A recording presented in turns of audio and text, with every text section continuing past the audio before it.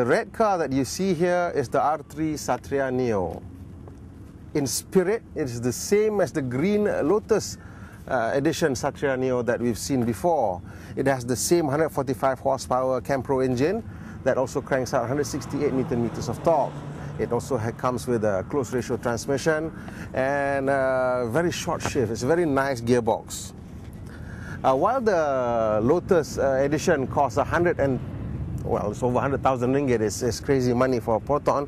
This one costs under 80,000 ringgit. And according to the brochure here, what you get for your money are some R3 bits instead of branded AP brakes, adjustable suspension, Recaro racing seats, and the roll cage. Oh, you don't need all that, do you?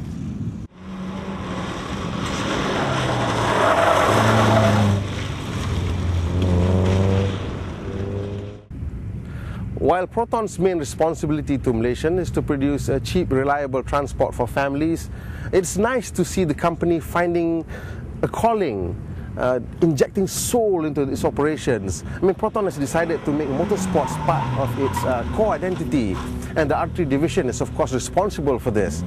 This car that they've come up with, I think a wonderful, wonderful car.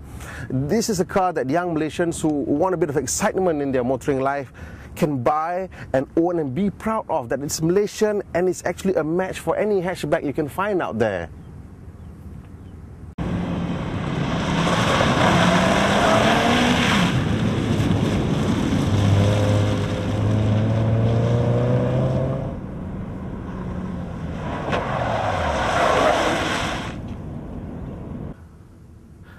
This R3 Satria Neo is a major improvement over the Lotus edition in one very important aspect.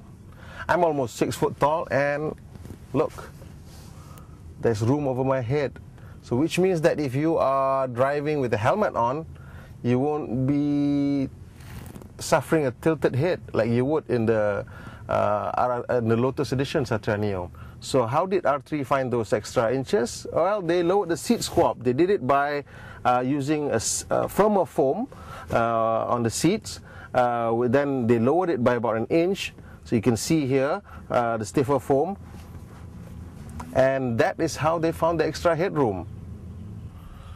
As you can see, the interior is all about red as well. The car only comes in fire red. These painted plastic bits reflect the exterior color. You also get a red trim on the steering wheel, also on the seats. This steering wheel is wrapped in what is called triple fiber. I know it looks like Alcantara, but it's not. But it feels very much like Alcantara, nice and grippy, so it's nice. The leather on the seats are Napa, so they're nice and soft and supple. The instrument cluster has not changed from the standard car because it's too expensive to engineer, dedicated and recalibrate the instrument panel just for this limited run car. The center console gets a double DIN head unit. It comes with a large screen which plays your everything, the video, and it also shows the navigation system. This car comes, of course, complete with the navigation system, so there's really not much that you need to do to the in-car entertainment.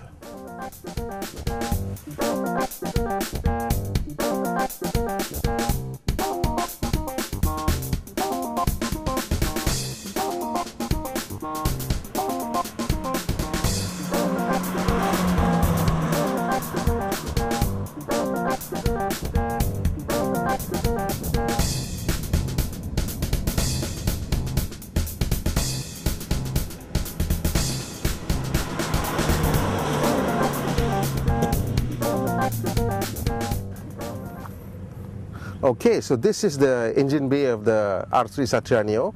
As you can see, there are a few unique R3 bits. You have the R3 extractors, R3 airbox, which feeds an IAFM unit, which allows the engine to switch between short and long intake runners. There's a new special cam inside here. The ECU has been recalibrated. The cam profiling now starts at 4,500 RPM. You can actually feel the engine surging, and the the runners swap from short to long at 5,500 RPM. So you now get a power available from 4,500 RPM all the way to the red line, which is 7,500 RPM. Of course, the instrument cluster doesn't reflect that. The instrument cluster still continues to show a red line at 6,500 RPM. But that's simply because they can't afford the expense of recalibrating the instrument cluster for just, I don't know what, 100, 200 cars that they might build in the production run this year.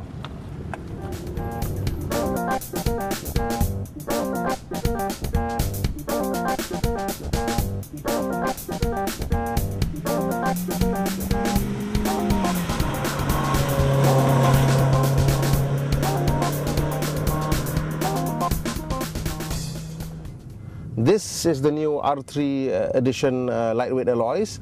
It comes in matte gunmetal finish. Now I love matte gunmetal finish because it is roughly the same color as brake dust, so you don't actually have to clean it that often. I guess, you know, this car has been pounded quite hard, but you can't really see the brake dust on it, can you?